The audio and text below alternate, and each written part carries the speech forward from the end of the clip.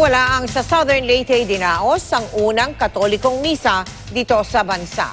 Kaya naman, hindi lang mga bakasyonista ang dumadayo doon, kundi pati mga deboto. Bumibisita rin doon ang mga may panata na pangalagaan ang kalikasan.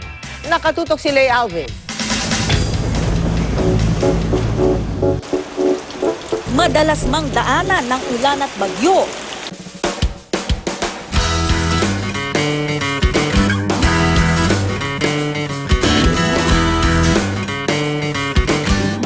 Hinane diri sa Southern Leyte. Malipayon.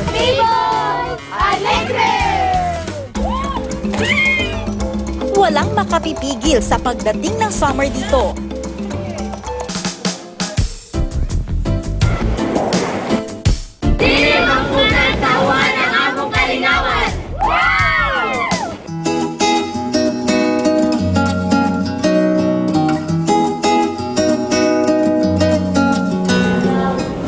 Dami! Sa ibabaw ng lupa.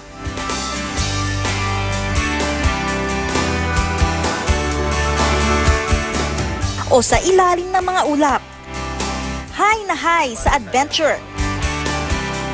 Mapaturista man o mga deboto. Ang mga Leyteño puno sa pagsalig.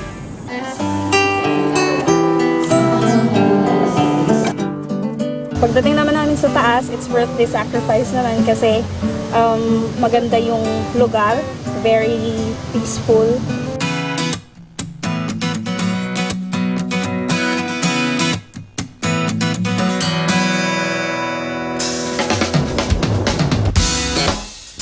Bukod sa isla ng Limasawa, isa rin sa mga dinarayong destinasyon sa Southern Leyte ang Sogod Bay, kanlungan ng samot-saring species ng bahura.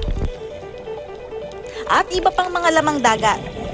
Kaya naman para protektahan ang bahagi ng paraisong ito sa probinsya, naparito si Connor at kanyang mga kasama. With the current global warming climate and other factors damaging reefs all over the world, keeping on top of the reef status and making sure we can potentially maintain the biodiversity. Ang pagbabakasyon, isa rin daw magandang pagkakataon para tumulong. Lokal man o turista, lahat daw tayo ay may mahalagang papel na dapat gampanan para sa kalikasan. A lot of reefs are getting almost overpopulated with tourists around the world, and it's kind of important that we remember the conservation side of things, otherwise they're not going to be around in a few years' time or a few decades' time for us to really enjoy it.